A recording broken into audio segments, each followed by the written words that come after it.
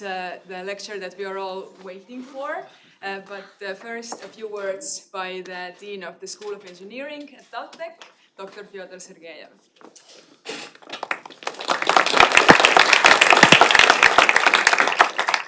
Thank you. It's definitely an honor to have the director of ESA here, and the second thing, definitely it's honor, has been honor all the time for me also to support the students' activities and all the activities of TalTech, and not only TalTech but Estonia in all the developments related to the space. Just briefly, who doesn't know, so we are from TalTech and from Estonia have been involved in EstCube projects. We had two. At the moment we have SUTS project, so it's going to the space in 3 years. Something like a week ago was agreement between the universities, Tartu University and TalTech was also signed to support this activity. So we are really participating. But one thing more, it's not only the EstCube and the Estonian participation, but also TalTech students are very active in space development. Estonian TalTech students, not only engineering, but I'm Dean of Engineering, so I want to emphasize is the role of engineering in the space. They has been developing their own satellites. You may be heard about the Koit and Hämarik, down and twilight in English. Hämarik has already went down and burned.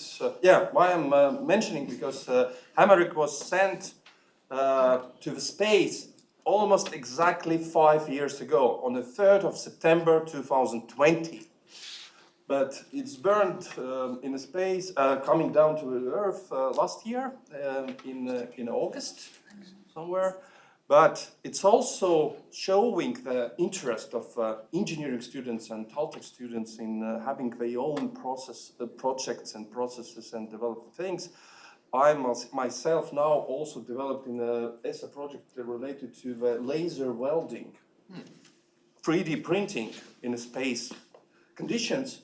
We are just starting, but this is just examples that we are small. Estonia is not a small country, it's a very small country, but we are very active and we want to participate in all the activities of ESA and really to give our hand to and support the developments. And thank you for coming here. Thank you to supporting us also.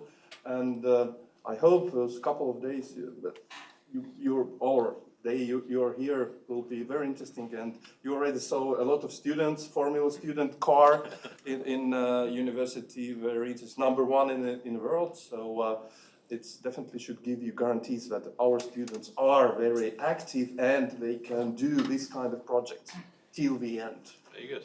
Thank you. Good.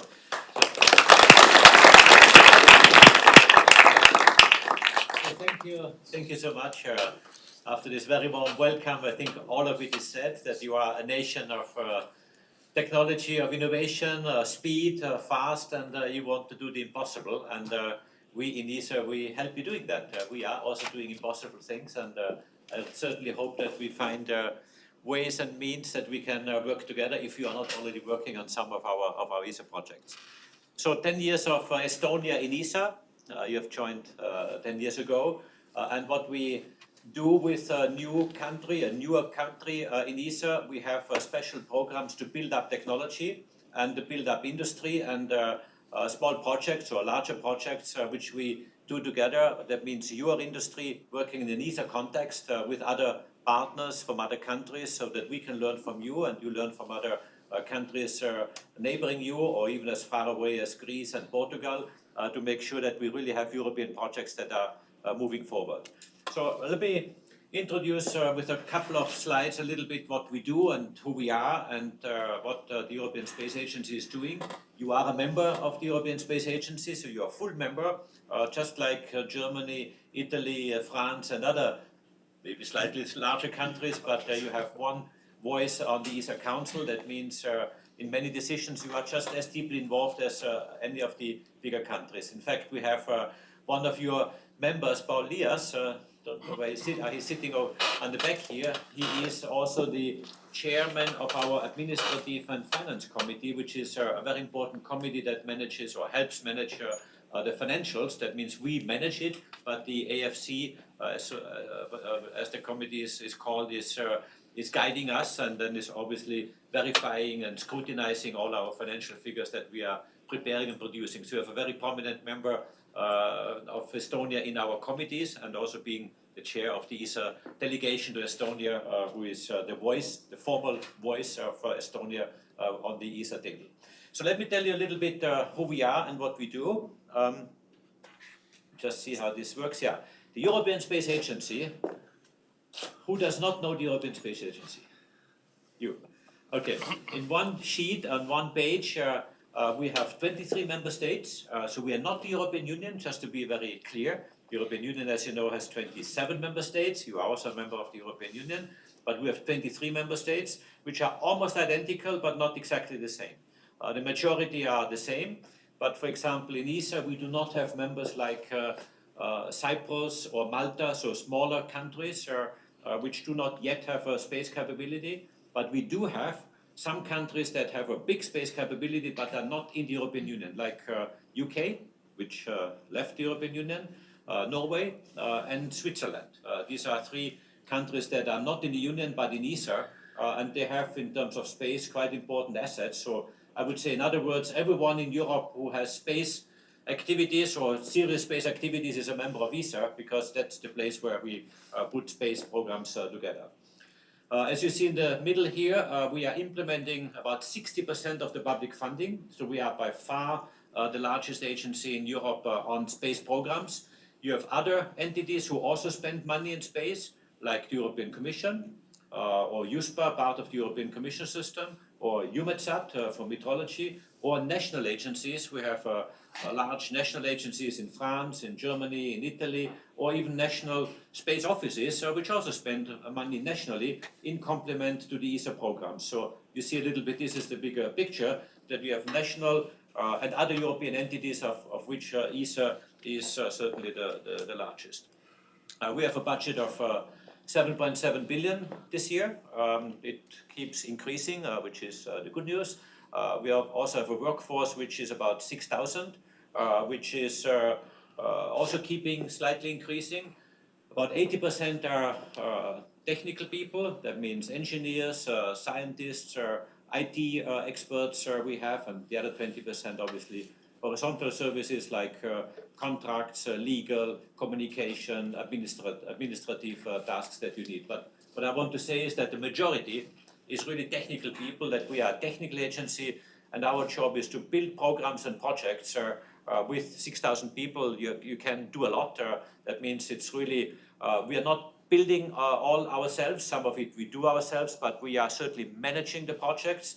We are defining them, we are managing them, we are quality accepting them, sometimes we operate them, but always with member states and with industry. Maybe one word on the budget, just to make you understand how it works. We have this budget of 7.7 billion, but the majority of this money is spent in member states. So we have a very special system. I've not seen it. I've seen many organizations worldwide on how they are being financed, but we have a very interesting system. We call it ministerial conferences. They happen every 3 years on average, not exactly, but every 3 years. And every 3 years, it is my job, together with my team, to prepare proposals for the member states to subscribe. And the interesting thing is that our programs or projects which we are putting on the table, there's only 20% of the budget which is funded because of the membership of a country. So Estonia has a GDP portion which is maybe small, but because of your membership, you pay 20% of our budget. The other 80% of our member state budget is what we call optional programs. So optional means it's optional, so that member states can put money in or not, or they can put a lot of money in or little, or depending on how much they have, of course, on one side, but also how much interest they have in a certain topic. So we have, for example, a situation, and we have these optional programs. We have quite a large number of them in ESA, where we have some countries who are leading. I take rockets as one example, the Ariane 6 rocket. I'm sure you have seen that. Ariane 6, about 50%, a bit more than 50%, is supported by France. So we have one country, France, leading the launcher program, or the launcher program called Ariane 6. But in other programs, say the Copernicus as another one, or meteorology, Germany is a large partner and France is smaller.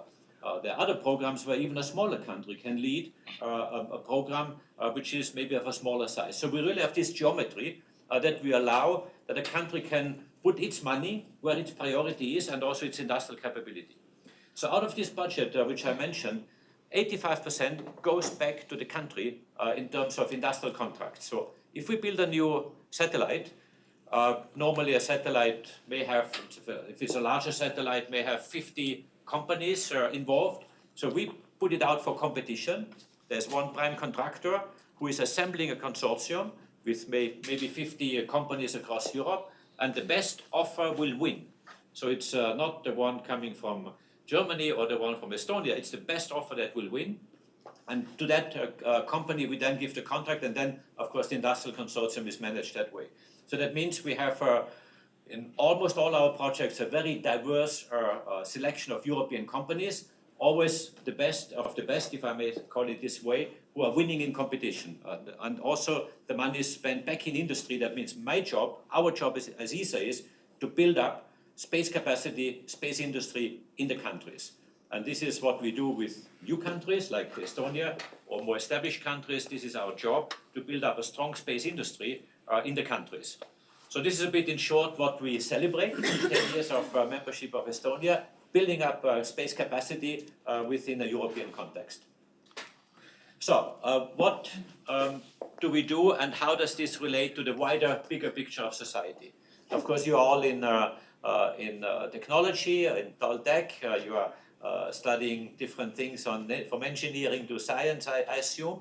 But what I'm showing here is that space actually is really touching many domains, many disciplines. You see here that 11 out of 16 of the most frequently designated critical infrastructures is where space technology is either used or is necessary in order to utilize it. Of course, space itself is a discipline, is a designated critical infrastructure, but also many others, from ICT to energy to finance, all the way to critical manufacturing and defense and government services. So space technology is actually in many more disciplines than you would assume. Let me put it a bit differently, in a different context. When you wake up in the morning and you check your weather forecast is based on satellite observations. About 80% of the observations for tomorrow's weather forecast or next week's weather forecast is based on satellite observations. Then you take a breakfast, you get a cereal or bread or whatever you eat. Again, satellites have helped the farmer to monitor its fields and therefore make sure that there's enough fertilizer, there's enough water, irrigation, maybe not in Estonia, but in southern countries, so that the farmer is managing his fields or her fields with the help of satellites. The harvest is the same. The harvest, the tractor may be self-controlled or more autonomous, and therefore, again, you need navigation. Then you drive somewhere after your breakfast to a place. You need navigation. Again, navigation needs satellites. We have a Galileo system in Europe or the US GPS system. Again, you need satellites. Then you go pay something with a credit card. In order for your money to be accepted, and you are very digital, you need satellite links and ground links, but also satellite links to verify that the money is in your account, which you deduct from a restaurant or wherever you be, and so on. So during the day, even if without knowing, you're using space technology already quite a lot, and plus also many other domains, from energy to transport, or if an airplane is flying from here to there, it is navigated using Galileo satellites. And so it really, space is today already a critical infrastructure, and much more in the future, in say 10, 20 years from today. Sometimes I say, and it's a bit provocative, but I do it on purpose, 20 years ago, if I would have asked you, especially here in Estonia, 20 years ago, do you need internet? 20 years ago, this would have been the year 2000 something, you would have said, internet, yes, maybe interesting, but what do I do with it? It's a bit exotic, maybe some researchers. Of course, today I don't need to ask the question.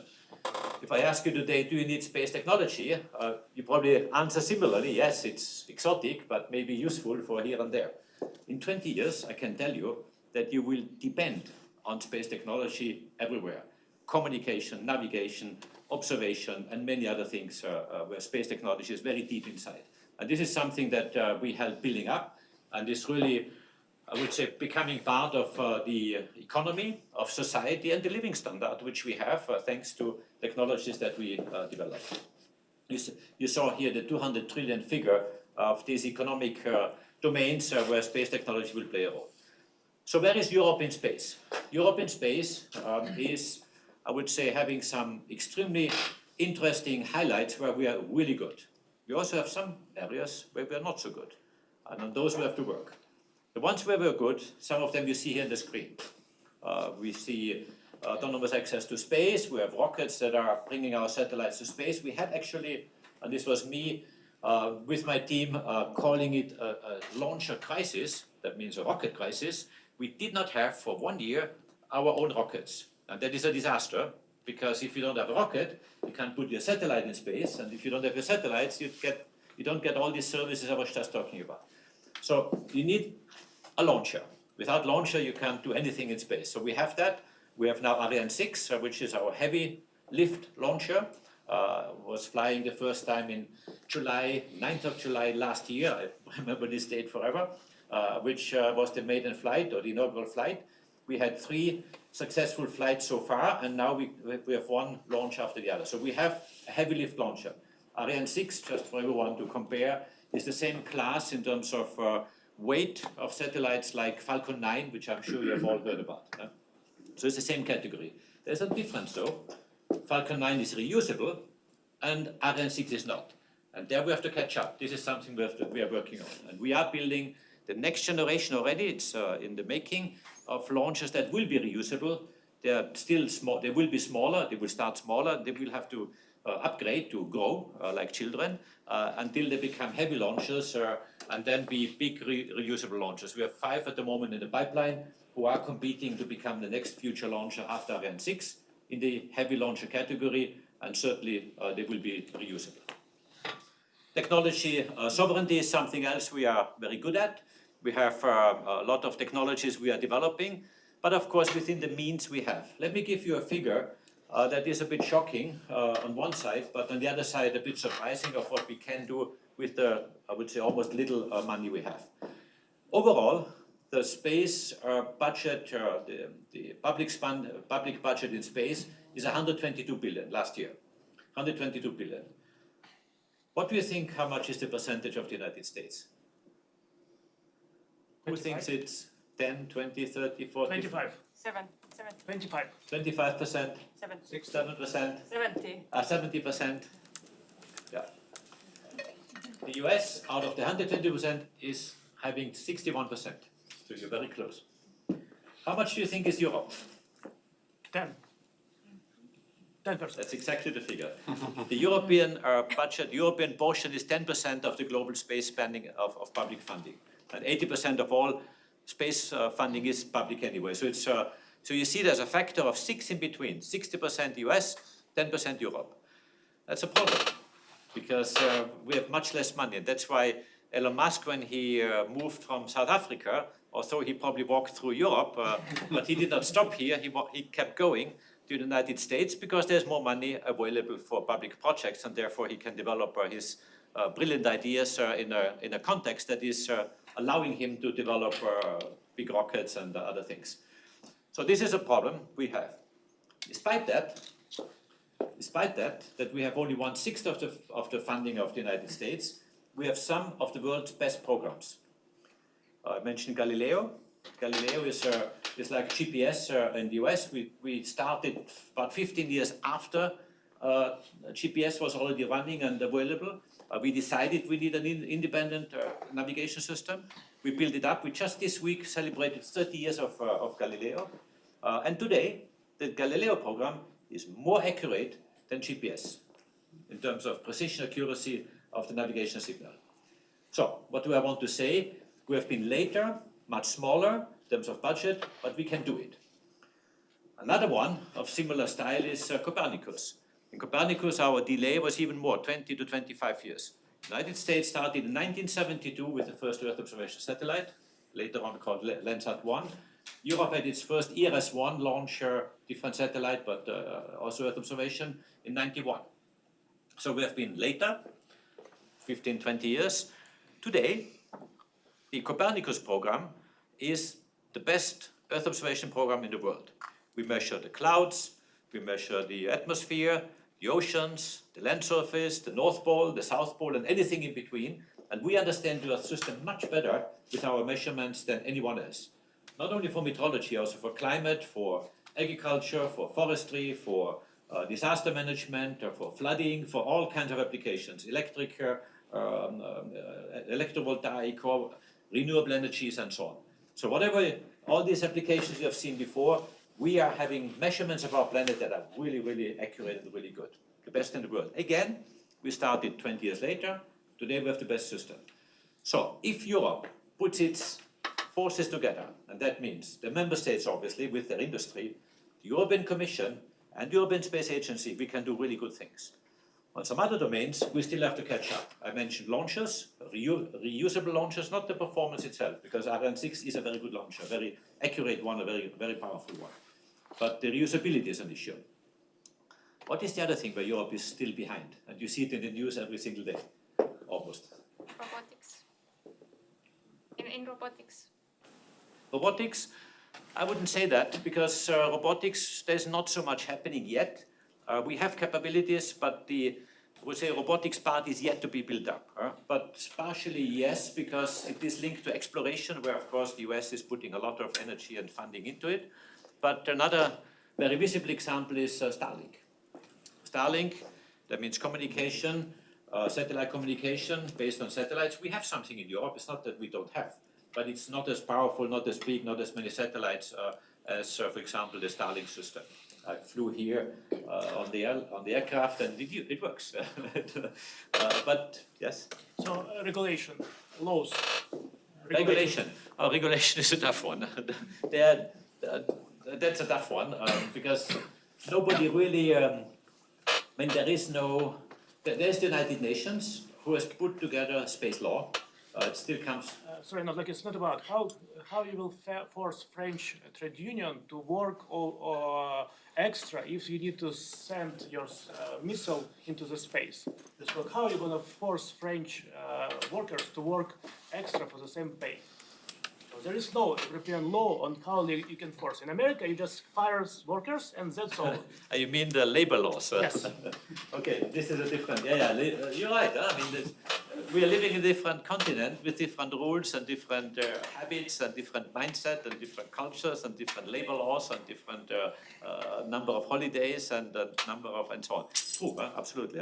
So it's the mentality and it's the mindset. You're absolutely right. It's different. I think AI.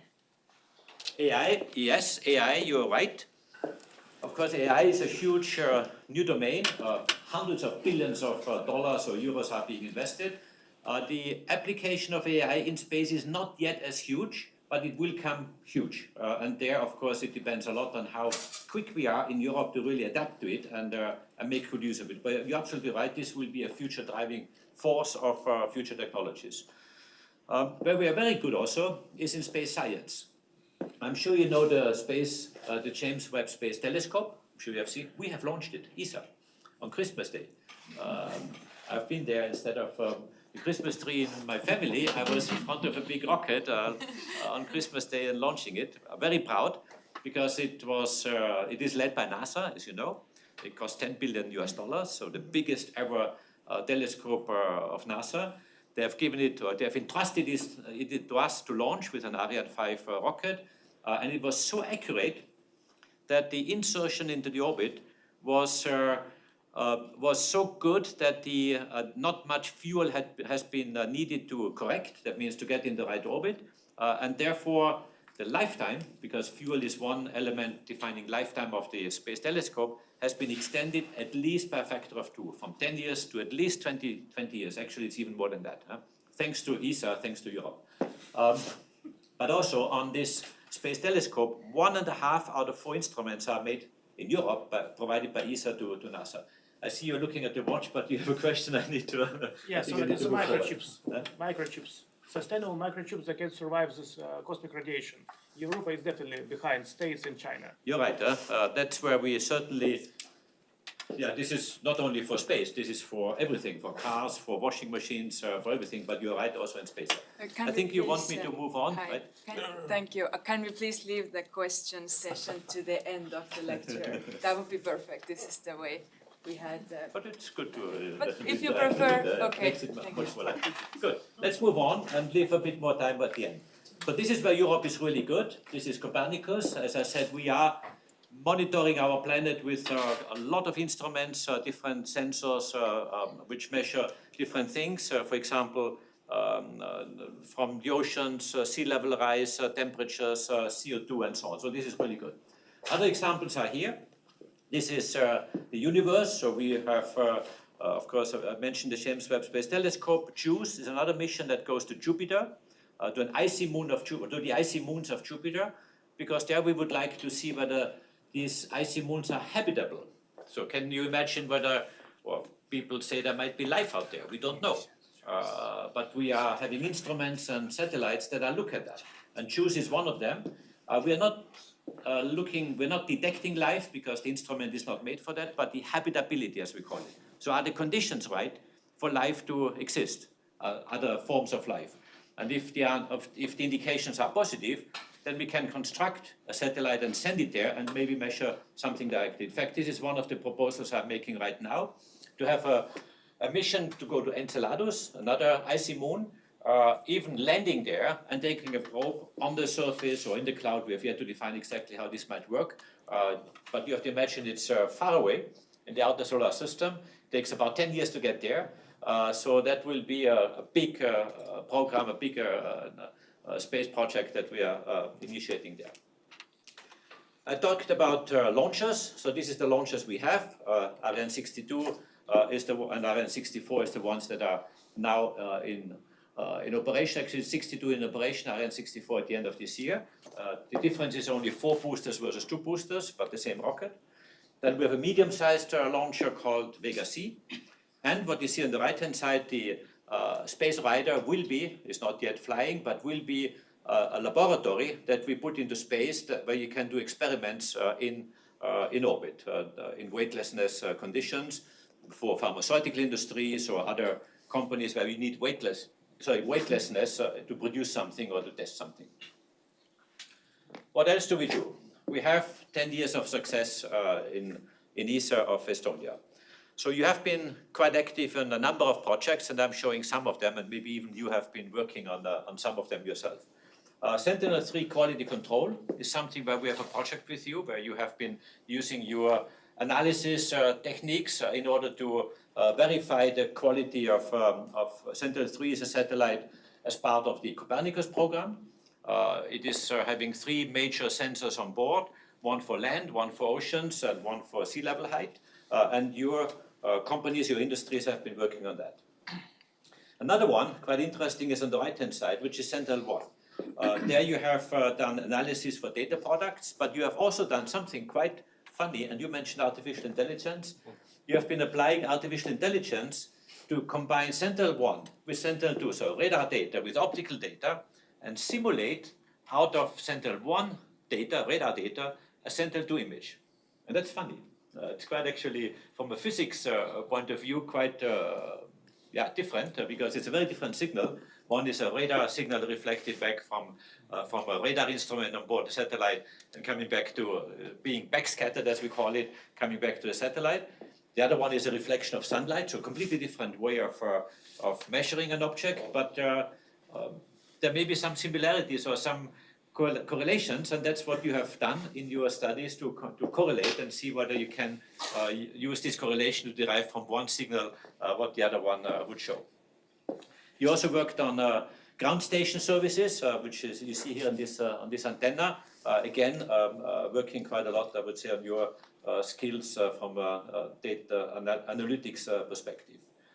Also capabilities for lunar rovers. Again, this is where we in the future need to be much more autonomous. When we send a rover to the moon or to Mars or to somewhere, the distances are long and they have to be acting autonomously. That means the rover has to detect something, to make a decision on board, whether he should go right or left or fall into the crack or something. So to avoid obstacles, maybe even dock, or that means communicate with other objects, and therefore have a network of different rovers or different instruments on board, either the moon or somewhere else. So this requires a lot of ICT skills and technologies, and this is something where you are working already. Also, the optical periscope imager for Comet Interceptor is something where you have been working here in Estonia. There's another example on cyber range. You see here a picture of my director of communications. I've seen him sitting in the back before. I think he just had to leave for a moment. Laurent Chaffard. He is in charge of building up Iris Square, but satellite communication in general, and also working on cyber range. This is something that I just heard from your Minister of Defense and your Minister of Economy and Industry, that these are priorities for Estonia in the future, and something that where you have expertise and you want to really engage also in future setups. We also have quite a number of incubation centers. This is, we have a European Business Incubation Center, BIC. It's the largest of this kind of any business incubation centers. And as you see here, we have supported 36 startups. We have raised 86 million funds and highly skilled jobs, 220 plus, that have been produced through this ecosystem where we create and support SMEs and startups. It's a very successful system we have, and a lot of the bigger and successful companies across Europe have actually gone through this peak at the early stages. We are putting them in the early stages, and when they become a bit bigger, of course, they need to scale up, need more money or other partners, and then they, of course, do it on their own. But many of them are really going and breeding ideas in the early stages through this peak. So any of you who wants to become an entrepreneur or convert your brilliant idea into a business idea, the peaks of here in Estonia or anywhere are a good way of starting and doing that. We give a little bit of money, we support them, but it's really a mix of local support and ESA support. The global context is shifting. I don't need to explain that. We are here in Estonia. You have a neighbor just on the back here who has invaded a country not far away from here. But also in the West, geopolitics is shifting significantly, and our Western partner is also changing its attitude towards Europe in defense, in trade, and also in space. And this is something that we are working with, we are dealing with, and we have to make sure that whatever we do is best suited for the European benefits. My job is to make sure that Europe has what it needs, that we build European technology, European independence as far as we can, based on an international context that we have. In some projects, we work together with NASA. Thank God it's only 5% of my budget, but those 5% are very visible. It's astronaut flights, gateway to the moon, Artemis program, they are very visible, smaller in scale, but still something where we work together. If the US makes decisions, there may be an impact on Europe, and this is something that might happen, is not yet decided. You probably have seen in the news that decisions are yet to be made. We expect them in September timeframe, by the end of September regularly, and that's something where, of course, we need to adapt. But the majority of our activities are not dependent on that, and therefore we need to build up our strength, our independence in terms of technology, our own capabilities, and this is something that we have to do.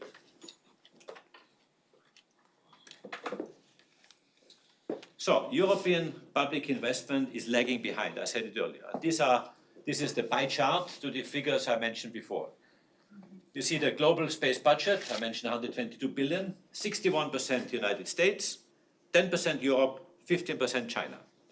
And that's not good if you want to compete also internationally and build up companies that are eventually competing with companies outside Europe. But this is certainly one message I'm giving to my decision makers, to my politicians for this ministerial conference, that we have to change the situation, that Europe has to keep pace with its own capabilities, that we are not losing the best people, that we have them in Europe, that we have attractive projects where you young people, typicals from TalTech and other universities are finding a job in the future and finding visionary projects, and this is something that is really essential that we build up. Also Japan, by the way, is investing significantly, as you see here in this graph, in space. But we are getting there. One is the ministerial conference in ESA. As I mentioned, we have one in November. So we hope for big contributions from Estonia to save Europe. Look at Paul, who is representing Estonia at the ministerial conference. I'm preparing right now a proposal. These are the last ministerial conferences we had. 25, of course, is not yet subscribed, it's not yet done.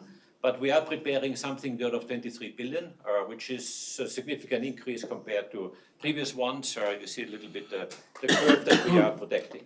And we are organizing our package of ministerial projects along these 5 goals which we have identified in the ESA 2040 strategy. And I'm showing some examples one by one, just to give a bit of a flavor of where our future projects will be and what we are looking at in terms of funding.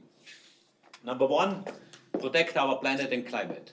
So we have, this is on one side climate change, measuring our planet for many applications, from agriculture to forestry to disaster management and many applications you can think of.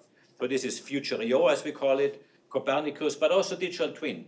And this is something very interesting, something that we initiated a few years ago, where we want to simulate our planet, like a digital twin. So we simulate climate change, or let's say deforestation. Instead of doing it, that means instead of cutting it, we simulate, but also to warn decision makers what would happen if you really cut 30% of the Amazon forest, or if the sea level rise is increasing by, I don't know, 1 meter, 1.20 meters, what is the consequence for the countries on the coast, the cities along the coastline, or any other place in the world. So these simulations are quite important because you can really play with the parameters and simulate what it means. It's huge. You need to combine Earth system models, observations from satellites, artificial intelligence to a good extent, and supercomputing in order to make it possible. And we have all these means in-house and we're building them up. Another element of protecting our planet is zero debris. We have too many debris, that means rubbish, garbage in space. We need to contain it, we need to minimize it. That means at the end of a life of a satellite, we need to take it out and not pollute our own orbits, because they are all flying around the planet, our planet Earth, regularly, 14 times a day typically. So we have to get them out at the end of the life. And there we have initiated a zero debris charter, a zero debris initiative in order to do exactly that. Even more than that, we're developing one satellite that is grabbing another object and taking it out physically, because the satellite is not working anymore, is not communicating, has no propulsion. So we grab it and take it out, and just to clean up a bit space. It's like a vacuum cleaner. It's vacuum up there. We're cleaning the vacuum with our instrumentation. There's also other elements we do which have to do, and this is more future developments, which is in-orbit servicing, that we are attaching to a satellite that comes to the end of its life, but runs out of fuel. We attach a fuel tank so that it can extend and live another 5 years, so therefore maximizing the lifetime of a satellite. There's one project, RISE it's called, that we are doing right now to do exactly that. The second goal, explore and discover. So that's really exploration. That is exploration with the robots. Somebody mentioned robotic technology. Europe is good in that. We have some very good robotic technologies, but it's not yet fully deployed in space. And that's something I would like to promote and develop, starting with low Earth orbit, then obviously going to the moon as a next destination, and really see what can be done in terms of robotic exploration. What you see on the top left is ExoMars. That's an interesting mission. ExoMars is a mission that will look for traces of life or past life on Mars. So it will fly there. It's not at the moment it's being constructed. It will fly there. It will drill into the surface of Mars about 2 meters and analyze on Mars with a laboratory what you find. What we're looking at is there traces of life? Just imagine we find traces of life. What kind of life would that be? Maybe primitive life, very simple. Does it have a DNA? It's like you and me. Or does it have no DNA?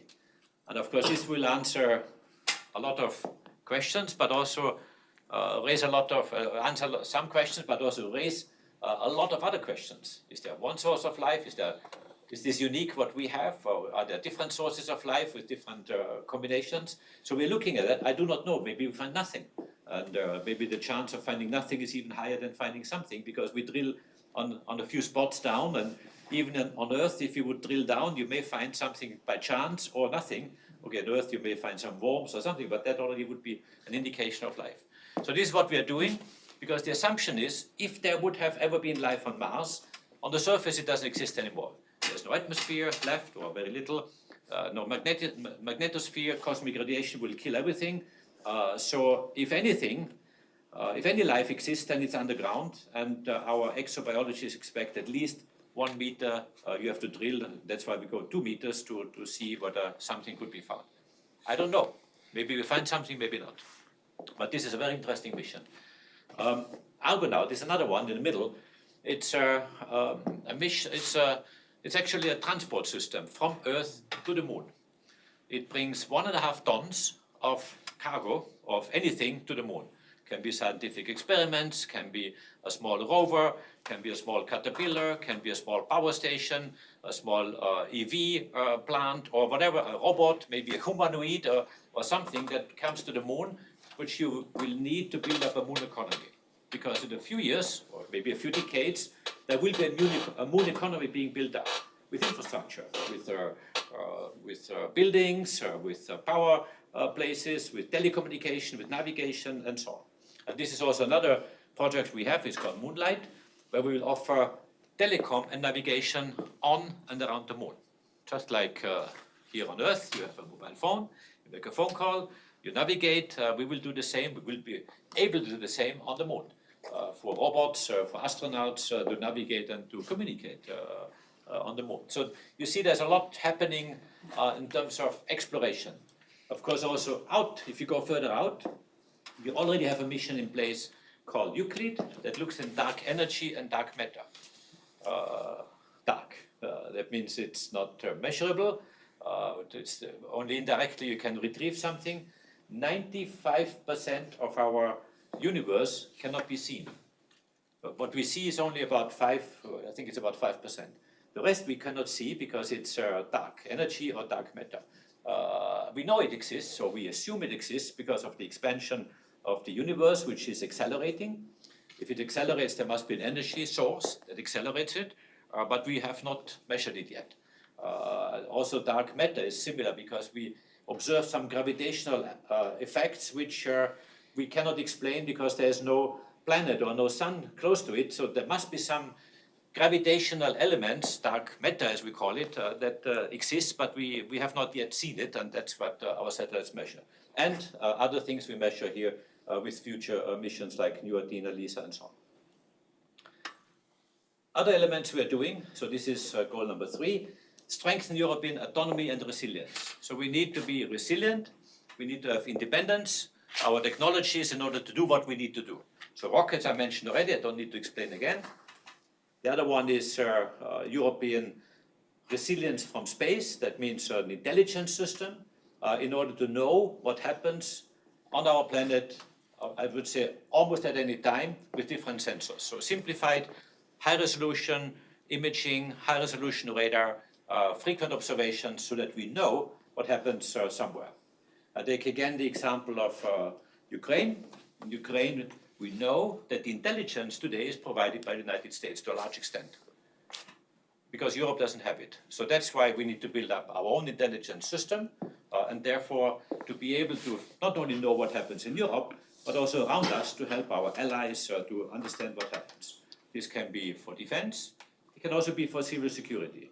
If there's a flooding, if there's a fire, if there's an earthquake, you need quickly information, and satellites can provide information, and then for civil protection services to do something, to help rescue or whatever needs to be done.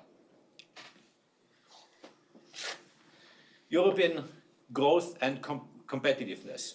So this is about commercialization, about competition, making sure that our company's excellence is fueled with money, is successful. So we have a lot of activities what we do. On one side, developing technologies to mature technologies for companies, but also helping them to get access to funding and therefore keep growing. For example, last year we have an ESA investors network, which is having a lot of investors, investment companies, funding entities like venture capital companies. And they provide, we help identifying some companies, they provide funding to startups. Last year, 1.5 billion of private money went into space in Europe, thanks to a large extent, to be correct, 80% of it coming from our ESA investors network. Inspire Europe, that's the last of the goals and objectives in our strategy 2040. Space is inspirational. Space is cool. Space is exciting. Is looking very far in the universe, in the future, very far in the back. Is measuring things that you cannot imagine. So really to create and to help inspire people like you here in this TalTech and other places, to make you work in Europe, to unite Europe through joint projects, to have astronauts that fly to space and tell what they see from out there and how they see the planet. All this is very inspirational.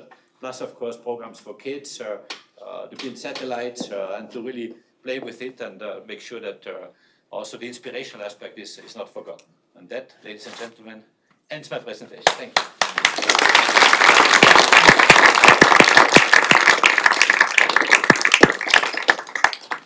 Thank you so much for the insightful lecture. I'm sure many of us learned a lot about ESA and how it operates. I like your satellite, there's an earring. Oh, it yes. looks like a satellite. Thank you. Yes, it does. Thank you for the lecture. We have some bachelor and master students also in the audience, so I'm sure a lot of us got a little bit inspiration about the researcher career and the endless opportunities of the space domain. My name is Katriin Reeda. I'm a PhD student here at TalTech on an ESA Open Space Innovation Platform project. And I've spent some time working at the ESTEC, the Research and Technology Center of ESA in the Netherlands. And I hope to go back there once, but today I will be moderating the questions and answers session. So I would like to invite the audience to ask some questions. And please stand up, and if you like, maybe introduce yourself. If not, then that's fine as well. Yeah, thank you so much for such a nice talk. I really enjoyed every moment. My name is Dr. Dennis Bonder. I'm Marie Curie postdoctoral fellow at the University of Ghent, Belgium, and I really enjoyed that I came to this meeting. So can we go to the slide number 13? 13.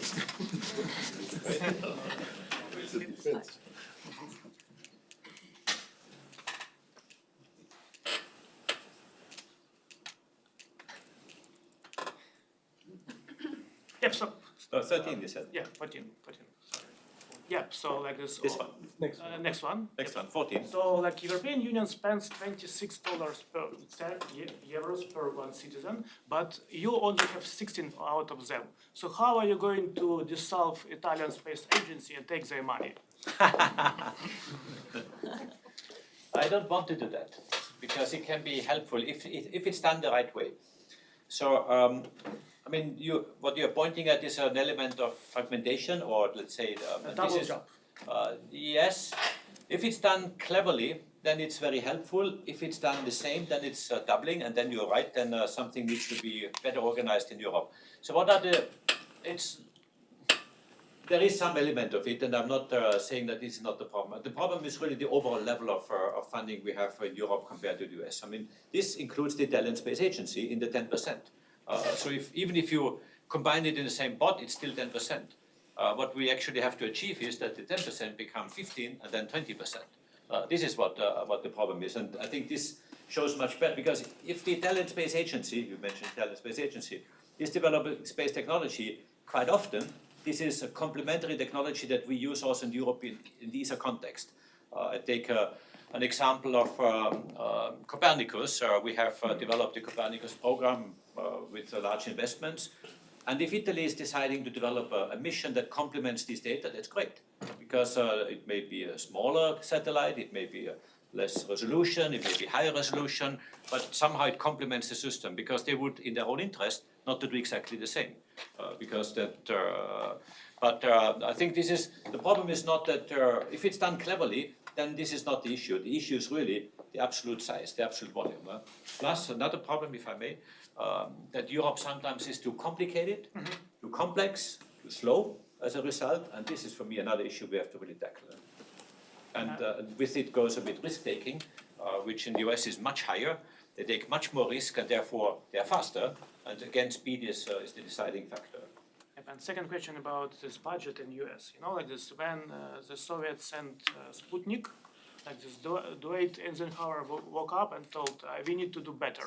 And then they spent money. This Dwight Eisenhower, John Kennedy was killed, and only under this Johnson, they land on the space. So how are you going to avoid this 3 months budget limit, kind of? So how you will go and explain every minister? So if you want 3 years, I mean. 3 years, yeah. How you, if you want to be successful in space, you need to have longer perspective, kind of longer budget tool, sort of. Okay, it's a good question. Let me show you this here. Next slide. So this is the ESA funding, the blue blocks. The dark blue ones are the actual values, and the light blue one is the proposal. So it's not yet funded, but this is the proposal I'm making. So first of all, you see that there's a good increase over time. So that means this is good news because we have last year the ministerial 22 had 17% more compared to the 3 years before. So that's a good increase. It's a good, but of course we have to keep increasing faster, otherwise others are even faster than us. So this is the number one. The second point, when I propose a program, it is not only living for 3 years. I propose a program that may be a 10 years program, and member states subscribe now, but they commit to 10 years. So it's actually phased, if I may say. So this year we have different programs to fund than 3 years ago. Some of it may be a continuation or a supplement, but typically it's I take the ERS as an example I've shown before. It's a new program, and I would hope that we get funding for the years to come that go way beyond the 3 years, and then you build up step by step. So it is, and this is unlike NASA, which every single year needs a new budget decision, and sometimes it happens. Europe is in a lucky position that we have at least 3 year blocks with long-term commitments, which gives much more stability and therefore forward planning, and I think that's one of the advantages we have in Europe as compared to annual approvals where you can every year break completely the system, and we see it happening right now in NASA where science is slashed and programs that have been halfway through are being stopped, and that is a huge risk, and this risk is much smaller in Europe, can happen, but it's much smaller in Europe because we have much more stable longer term planning cycles. Thank you so much. I have one last question and one last answer to your question. Should I start from questions or answers? Sorry? Should I start from answers or questions? Up to you. Let's go to the slide number 17. We're redoing the presentation now. It's a defense. Yes, I tell you that if there is life on Mars, it will be made from DNA because from chemical point of view, combination of carbon, nitrogen, oxygen is the most sustainable way to produce life, period. That's the answer. Yes. The question? And the question, so when you know, like there is phrase, money talks. So when the head of European Space Agency would be obligated to speak German in public, because everything European Union is paid by German taxpayers. So when it will happen? To where? When you will be... when this will happen. So Yes. first, I'm not German, just for everyone's information. I do speak German because I'm Austrian, which is a German-speaking country, but a very small one. It's true that the largest actually we have at the moment 2 member states that are almost the same size, France and Germany. It varies a little bit. One year it's a bit more German money, a bit more French money, but they are more or less at the same size. And France has historically a very strong space industry. Rockets have certainly been, the Ariane launch has certainly been the I would say, the element of French space technology being built up since the 60s and certainly through ESA since 1975. Germany, I think, tends to increase its contributions. Also, it's a bigger country in terms of economy and people.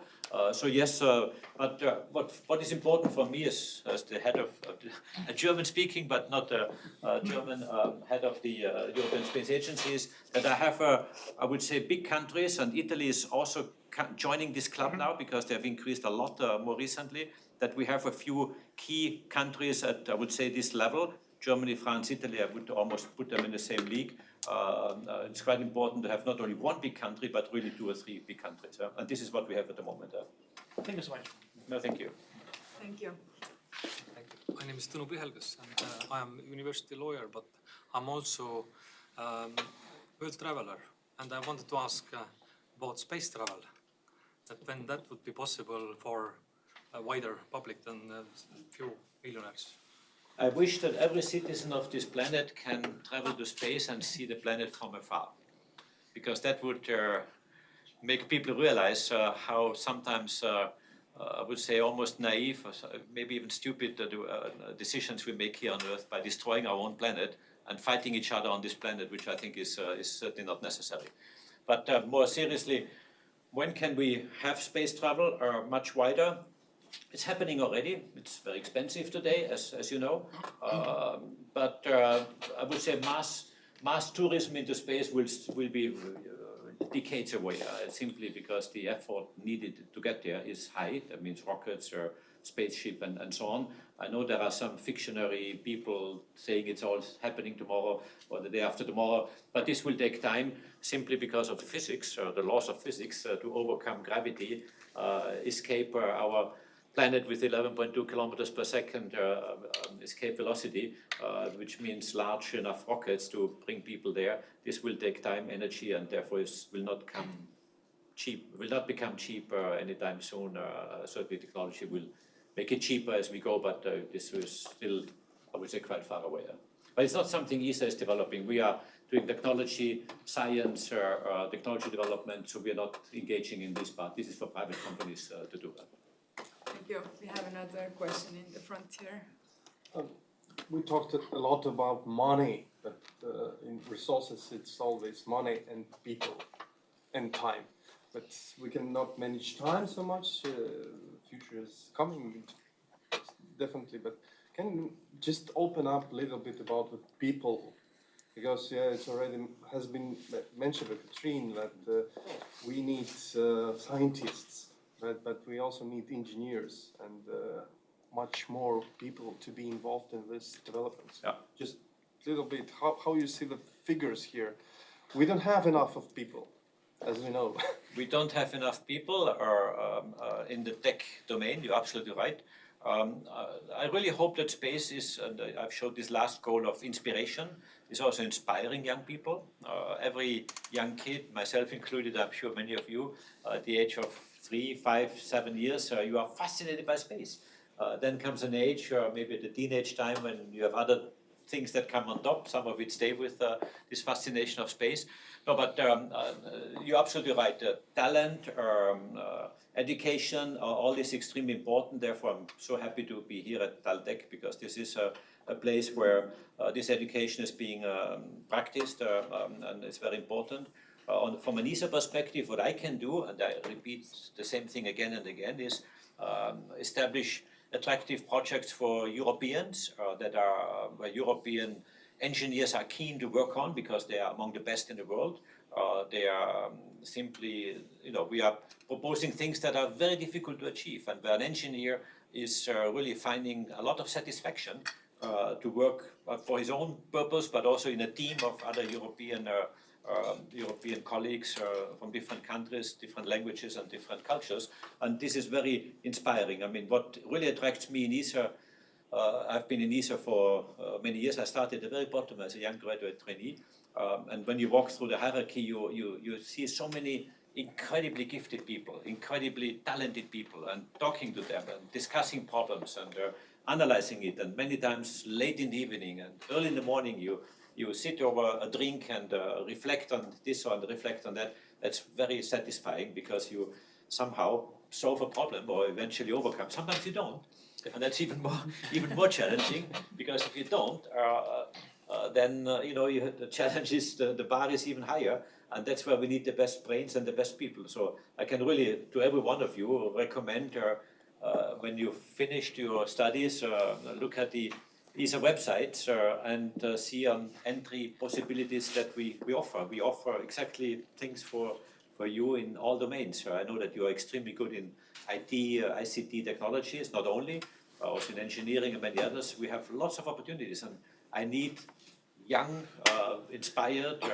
dedicated, crazy people who are challenged and who want to be challenged. And we are actually known as one of the most attractive employers in the IT domain, or in the technology domain, I should say, engineering technology domain. So now look at it and apply, and see which opportunities you can get. Thank you. You opened this topic already a little bit, but maybe you can say a few more words about your own career. You are trained as a researcher. You got an early position at ESA already as a young specialist. So you have also been working at the Copernicus program, right? Perhaps you can say a few words how you landed this role. How I landed in this role. Yeah, I really started as a young graduate in ESA. I would say I was always driven by space. Space fascinated me from the early days. I saw the moon landing. I'm old enough to have seen the moon landing. And when you see that, you want to understand how this works. And it was really stuck in my head. I needed to understand that. So I was reading books. I was trying to understand. I didn't understand a lot of it, but I was very curious. So I decided when I studied already that I want to somewhere work in space or in the space domain. So I worked at university projects already for ESA at the time. And then at some point I entered as a young graduate in ESA. That, if I tell you the story, it's actually funny. I tell it to you. It's a bit, it's a real story. So when I finished my PhD, I said to my professor, I said, look, I finished my PhD in half a year. I would like to work for ESA. He said, don't you want to stay at university? We have nice jobs. I was working already as a research assistant. I said, I can offer you something here. I said, no, I want to work at ESA. I'm sorry. So he said, okay, fine. So since you have worked already on ESA projects, I introduced you to the manager on ESA who is managing this project you have been working for. So I went to Alpbach, the summer school, and I presented my work, and then he said, look, and this is Mr. Aschbacher, this is the ESA manager, and I bring it together and I introduce you. So it happened that the ESA manager knew my name already because I already worked since a few years on this project, so he knew that I'm already working there, so that was already good. And then he said, look, it happens that I can offer a job. I'm looking for somebody. Who needs to teach and to work in Thailand, in Bangkok. Are you ready to go to Bangkok for 2 years first? For 2 years. I give you 24 hours. You may have to think about it. 24 hours to come back, and tomorrow at the same time we meet here at the same spot at this conference. So I said, okay, fine. What is it about? So we talked a little bit. So and this was of course getting into my brain.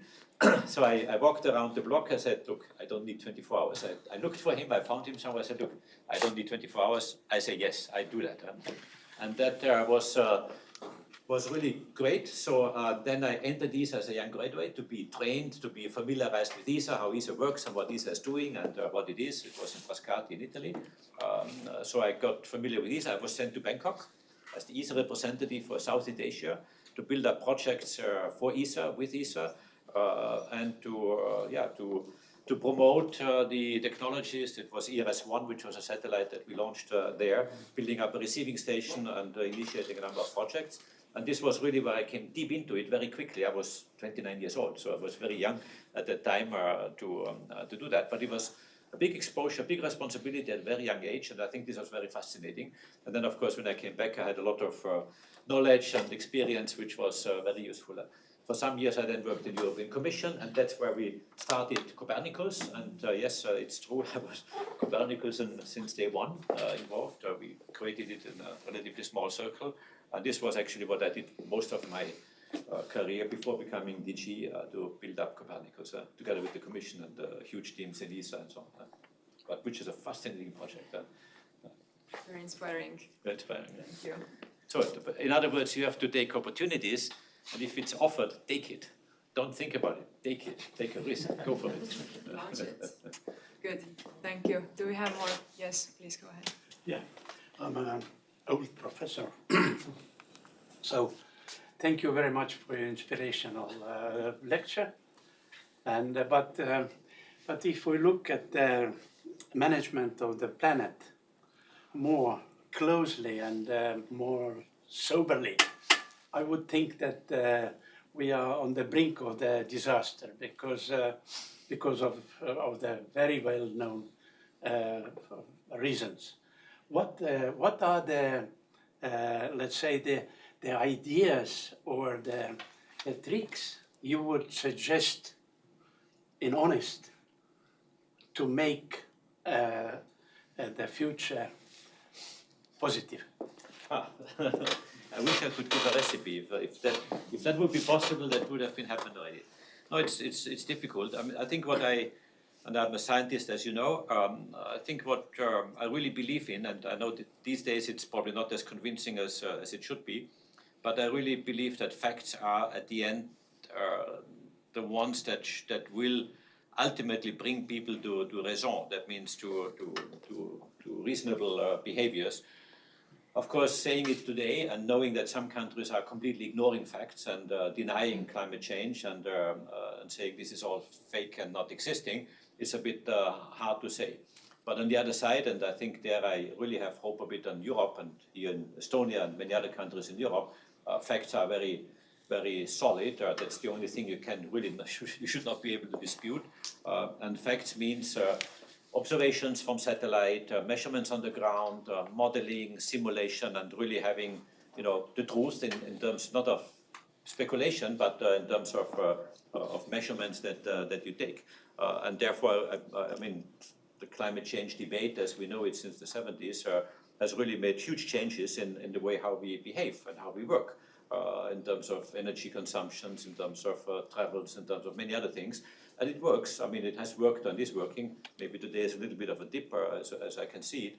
But I'm very convinced that this will prevail and this will still be necessary and important in the future. So from my perspective, we keep delivering facts.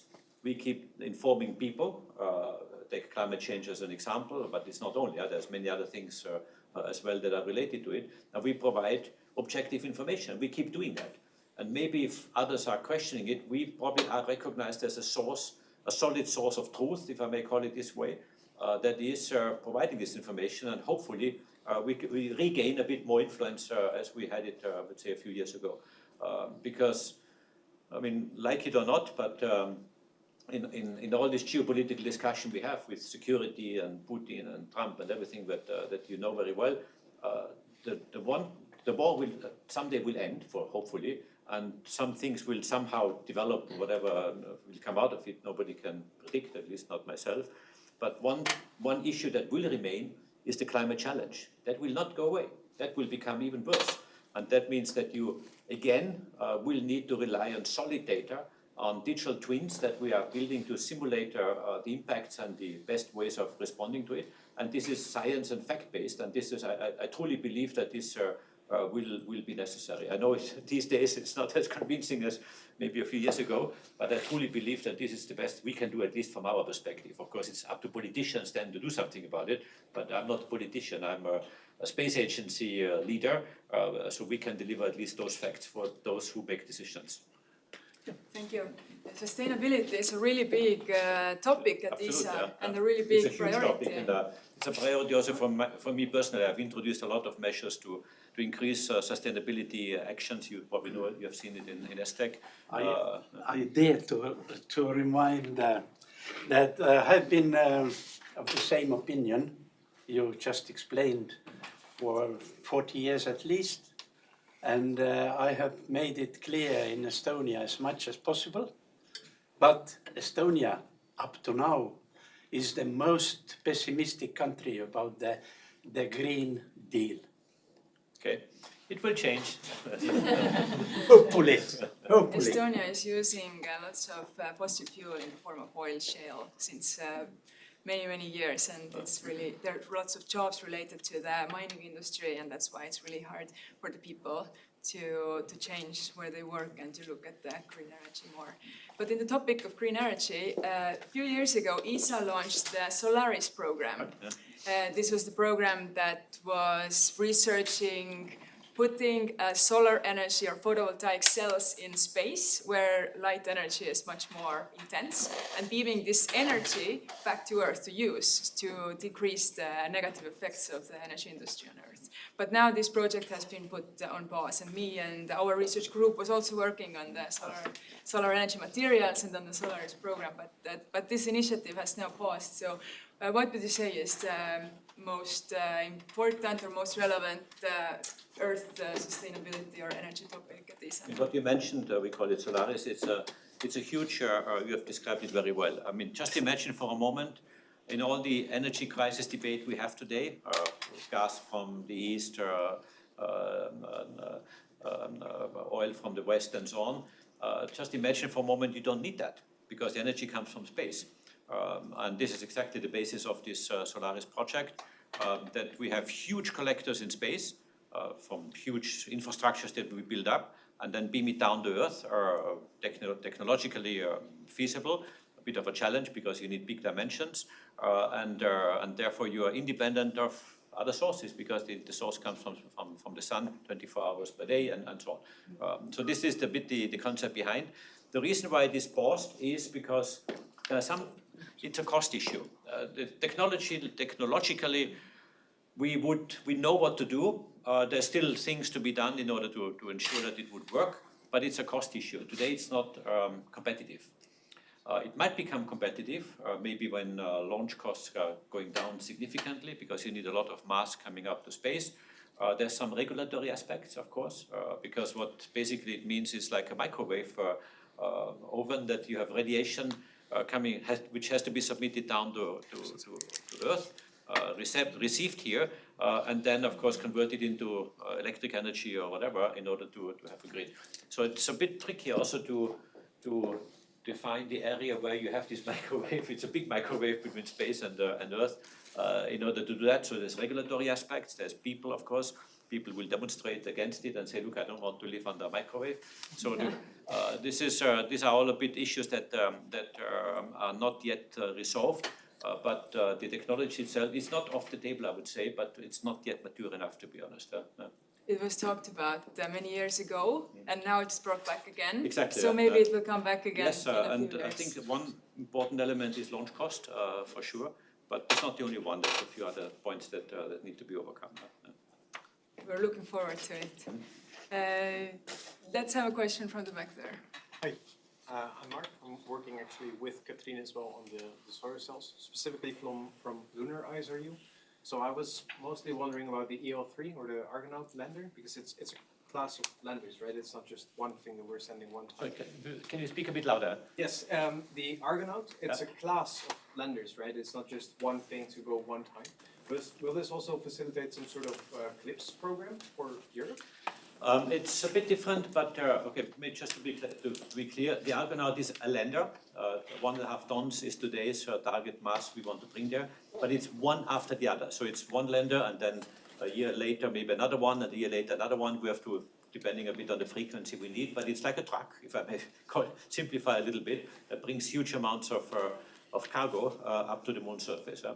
The CLIPS program you mentioned is something that is slightly different because there is it's the engagement of the private sector to provide some cargo, for example.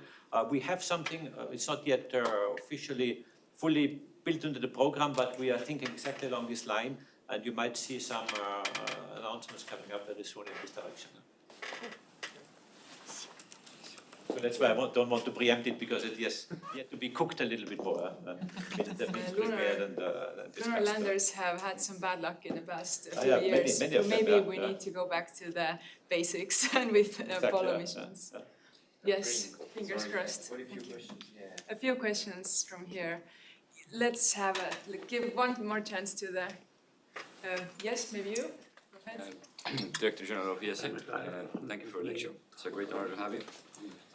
On taking office, you presented Agenda 2025, presenting the near-term priorities of ESA. Looking further ahead, how do you envision ESA's role in the future, like in 2050? Okay, you quote Agenda 25. This is a document which I put on the table when I became Director General in 2021, as you know, and it was a 4 years mandate, so that's why it's called Agenda 25. I was renewed in 24 for another 4 years, so instead of producing an Agenda 29, I together, and this time not me as ESA, but together with the member states, we developed a strategy 2040. So this is exactly the answer to your question. We have an ESA strategy 2040, which is much further looking into the future, so that means a longer term guidance, but it's also not anymore my document because I want it to be much broader and surviving my mandate as a DG, let's say, which goes until 29. So therefore it's really elaborated with the member states. So this is what we have today. And this is exactly these 5 lines I mentioned before, goal number 1, 2, 3, 4, 5, according to which it is organized. I can highly recommend to read it. It's quite interesting. I hope so. Yes, maybe you're in the blue. Okay. Yes, go ahead. Okay, thank you very much for the presentation today. And You have JPL on you. Yes, I worked there previously. So my name is Gabriella Witt. I'm a new PhD student here at TalTech with the Center for Biorobotics, but my background is in space engineering. So every time I've gone onto ESA's websites to look at opportunities, something that's almost always listed in any job opening is that you must be a citizen of an ESA member state. So for those of us who are not citizens of ESA member states, but perhaps have legal residence in an ESA member state, like say here in Estonia, what kind of opportunities and what routes to opportunities would you say that there are for those of us who are students, but then also for postgraduate, currently, and then maybe within the next 5, maybe even 10 years? Okay. It's true that staff positions, so I gave a figure before of 6,000 people workforce in ESA. Out of these 6,000, about half of them, 3,000 is ESA staff members, and they are from ESA member states, that's correct, and you can only apply as an ESA member state citizen. But the other half, the other 50%, so the other 3,000, is what we call contractors, so people who are working on contract. They are on site, working with our colleagues hand in hand on different projects, and there the nationality is not relevant because we have contracts with industry who then give or provide an expertise through a contractor, if I may call it this way, and there we have different nationalities. Most of them are still Europeans, but not necessarily. This would be through private industry? Or? This would be a private contractor who is providing workforce or expertise through workforce. That means expertise to us. Some of them are short, some of them are longer, and we have quite a number of them who are providing expertise to ESA. As I say, out of these 6,000, half of them are roughly contractors. Right, and where is a good place to look for these contract positions? Good. That's a good question. The best is always, even for staff members, if you already are working on some ESA projects or if you are already exposed, I would say, to some ESA projects one way or another, so you know a little bit where you fit best. What is the expertise? Is it needed? Is it not needed? And if it fits here or it fits there. Out of the blue, it's, of course, everyone can apply out of the blue, but you are much better, I would say, suited if you are having a good picture of the context in which it falls. And each project has its own contractor, so this is really depending a bit on the project itself, because there are different companies for different expertise that we get. So there's not one contractor. There are some bigger ones, some smaller ones, but it really depends on the project where the expertise is needed. Thank you. Thank you. You would like to ask another question? The last question. Last question for you. I think it's mostly and both for the head of the European Space Agency and for you, because you're specialists in the solar energy. Right. Because everybody speaks about solar energy as a sustainable source of electricity from 1970s when those PNP conductors were discovered. But in reality, how could it be sustainable if the main source of iridium mining site is located in province of Inner Mongolia, People's Republic of China? Of course, you need to produce the solar panels, absolutely. What do you want to do with iridium? To produce them. The iridium is needed to transfer the solar energy into electricity. Like because it makes this alloys. The absorber. Absorb, yes. And without iridium, you cannot have solar energy working to put in the electric grid. It's iridium is maybe we are talking about different things, but iridium is definitely not necessary to produce light energy to electricity. The absorber materials of solar cells are usually based on silicon or gallium arsenide. We're working on pyrite, gasterites, different materials, cadmium telluride. Iridium is not the solar absorber. Maybe it is used in the inverter to create the alternating current. Okay, I will definitely have literature review after the talk.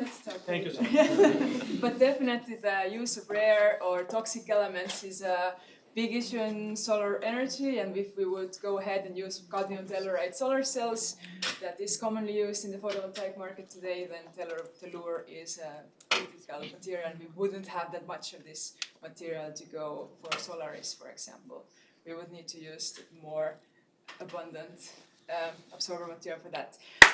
Alright, sorry about that. I think there was one or two questions yesterday. Yes, in the back row there's a question.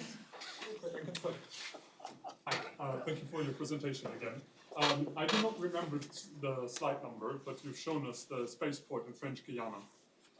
Regarding resiliency and not having a single point of failure, are there any alternatives on continent that are feasible or that you are considering for spaceports? Okay, I don't want to look for the slide now, but the answer is very generic. We have already other spaceports that are coming up. The big one is French Guiana, what we call CSG. There are smaller ones being already built up.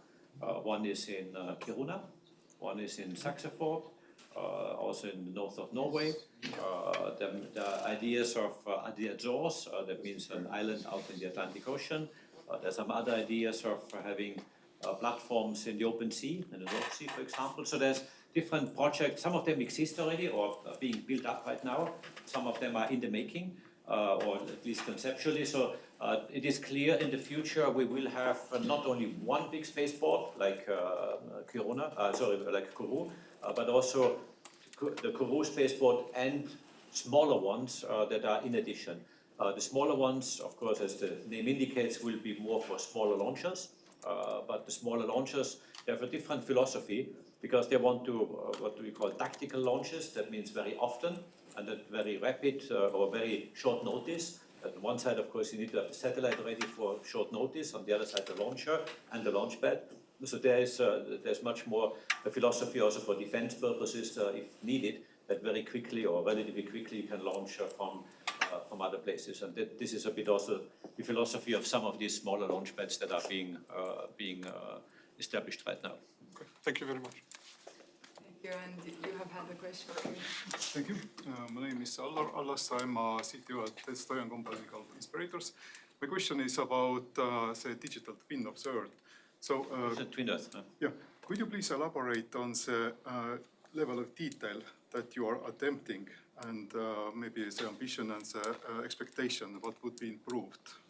Okay. It's a project which I created, so I give you a little bit of background what led to it. As you said yourself, I was very much involved in building up Copernicus. Copernicus is now 27 years old, so it's really a program that has been built up over many, many years. And today we are delivering the largest amounts of data for Earth observation worldwide. You have seen the figure before, 350 terabytes per day being disseminated from this data set to the world. We have accumulated huge amounts of data. So, and it's going back now to the years 2018 roughly. When I said to myself, I said, look, we are so successful in building up this Copernicus mission, and I see that the data volume will increase rapidly, and we collect all this environmental data, which is fantastic, but what do you do with it? Of course, we send them out to people and businesses, and many people make very good use of it, this is clear. But I said, we need to go to the next step. What could be the next step? And the next step, of course, is to convert raw data into information or simulations. And that's why this idea of a digital twin came to life, where I saw on one side a huge data source being established, and if I talk of 2018, that was only 4 years after the launch of the first Sentinel satellite. So today we have many more data. So at that time I was kind of predicting the flood of data, the amount of data that is coming in. But in order to really utilize them, also for European users or companies, I said we need to really go to the next step. So that means on one side having all these observations which are coming in on a daily basis. On the other side, having Earth system models that are existing in different places in Europe. You have Max Planck and different places quite good expertise existing. And then supercomputing obviously being the element that makes it possible to produce, to calculate and simulate high volumes of data at a relatively large speed. So these are the three ingredients you need. At that time, I did not yet think too much about artificial intelligence, but this is a new element that comes today on top and certainly will make a big impact and a big change. So you have three ingredients: data, constant measurements of our Earth system with satellites and also others, but satellites being the main data source. Earth system models, where we are quite good in Europe. Supercomputing in order to make it possible. And then, of course, you develop. You start small because you cannot simulate the whole planet at once. So you start small, and then you start simulating one. Say you start with a hydrological catchment. That means a hydrological base, and say the whole Mediterranean, for example, with all the rivers that go into the Mediterranean. You simulate the water flows and some elements that are related to it, from flooding all the way to irrigation, agriculture, hydroelectric powers, and so on. So you choose a topic or a domain geographically, but also in terms of topic, and you simulate. And that's exactly where we are now. So now we are simulating some topics, the subsets of the bigger twin, and eventually you build it up from hydrology to include the carbon cycle, to include something else, the sea level water rise, and so on and so forth, so that you basically increase your digital twin by stitching together different elements. So we are doing this now. We have then discussed it with the European Commission. They were fascinated by the idea. They then put a budget line in place called Destiny, which is an EU funding program, which is the brother of our digital twin, if I may say so, the other twin. ESA has one budget line called Digital Twin Earth. The Commission has Destiny. Both of them we work together. We have EUMETSAT, ECMWF, ESA as the main partners for different expertise, and we are now gradually building up this digital twin. And this will be going on. So we are at the early stages, I would say, of building it up, but we are on a good path. Now build up element by element and to simulate a bit what are the requirements that you are asking these teams to do. When will it be done?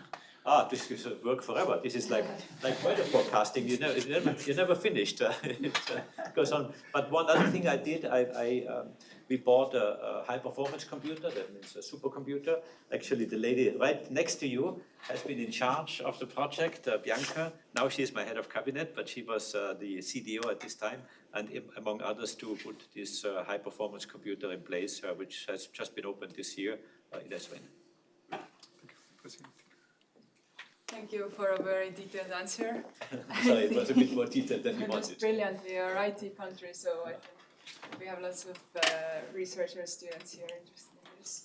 I think this might conclude our session. Do we have more time today? One last question. Okay.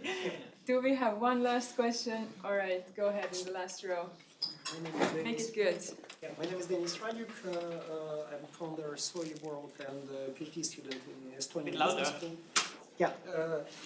The question is, in continue of the downstream data application for businesses, what would be your vision for the next decade for European agriculture, considering these more regenerative approaches in the regulations and the practice? Thank you.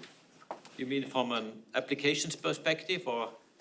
Yeah, from commercialization and. Okay. Already, agriculture is actually one of the disciplines in Earth observation that is the oldest, if I may say, or the earliest one, where satellites have been used for monitoring purposes in Europe, but also globally for two purposes, for two reasons. One is crop yield estimate, so to estimate how much wheat is being produced in Russia and Ukraine, in Germany or wherever, and to have a global estimate of crop yields, not only wheat, but major crops, agricultural crops. And this is a big application. You need a lot of data, growth models and everything linked together. But this is a big application of agriculture, also commercial today, to make these estimates. Actually to the extreme that it's not only used to estimate your crop yield for, say, Indonesia, whether you have enough rice and other crops to feed the people, but it's even used for speculations on the commodities market to know what the yield will be in 3 months or in 2 months, and therefore speculate on the price of wheat or barley or whatever it is. So this is number one. Number two, it is also used widely in Europe to control agriculture, but not control, to control the declarations of farmers for subsidy payments. As you know, in Europe, farmers are paid according to how they manage their farms, either sustainability or whether they don't manage it or manage it. So you get a subsidy payment depending on what you do with the fields. That means you need to monitor that, and again, this is utilized, and space is utilized for that. More recently, we have a very interesting case that we have developed. I'll just give you a few examples that you get a bit of flavor, where in a lab which we have introduced in ESA, you might know it from ESTEC, it's called PhilLab. It's actually the first one in Esrin, and there are other ones now across Europe. The idea is disruptive innovation in an open lab. That means different disciplines come together. So one of the first users or commercial companies who came into this PhilLab was a hail insurance company, insuring damage based on if there's a hailstorm, hail, and damages your fields. That means the farmers get paid because it's an insurance, and depending on the damage, they get X amount of euros for the damage. So this company is working in Central and Eastern Europe, so many countries, especially also in Eastern Europe. And he says, I'm getting a phone call from somewhere in, say, Romania. The farmer calls me and says, all my 24 hectares have been damaged. I had a big hailstorm, and I need now $20,000 or euros as compensation or as damage from the insurance. So they have developed a system where they're using satellites. They monitor the damage, and if the farmer calls, my 24 hectares are damaged, you look at the image and you say, no, I think you in your field, because it's all digitized, it's only 1/3 that is damaged, the rest looks good. So either you agree that I pay you 1/3, or otherwise we send an inspector there, and then he measures it one by one, and then we determine the right number. And only this quick information saves them money. They don't pay the whole 24 hectares, but only 8 hectares of damage. They don't need to send an operator into the field because you can do it remotely from space and so on. And even to the extent that those who are having a policy with this insurance company, they get for free an overview, an update of their agricultural field every day. So they see it every day, how it grows, or whether it's they need more irrigation or more fertilizers and so on. But this is some services that are being developed, where you really target what is the need and what is the usage of this data. And there will be many of these types coming up, especially in agriculture, because satellites like Sentinel-2 are perfectly suited for that purpose. They are made actually for agriculture with the channels and the resolution for this purpose. Precision agriculture will be a future domain, where you have automatic tractors having satellite images, navigating automatically without a farmer sitting on the steering wheel, but the farmer watching maybe from his kitchen desk, and the tractor goes out and is automatically irrigating or fertilizing whatever is needed. So this automation certainly will play a big role, which is a combination of earth observation, navigation, and other technologies. Thank you very much. Endless possibilities and challenges these are. Many opportunities, exactly, yeah. Thank you so much for coming here today, for coming to Estonia as we celebrate 10 years of ESA. And thank you for coming to TalTech, to our university, and to talking to us. I think your delegation will take you to many wonderful places after this one. And thank you to the audience for coming here today. Have a great day. Thank you.